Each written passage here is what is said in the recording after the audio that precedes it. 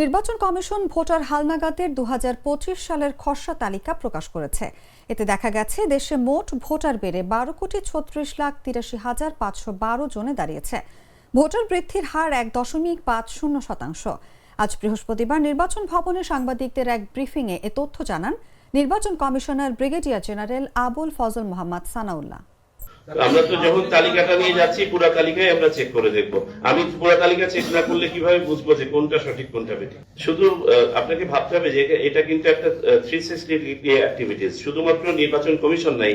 আমরা তো আজকে তালিকা প্রকাশ করে দিচ্ছি, উদ্দেশ্যই হচ্ছে যেন এটার উপরে সবাই আপত্তি উপস্থাপন করতে পারে।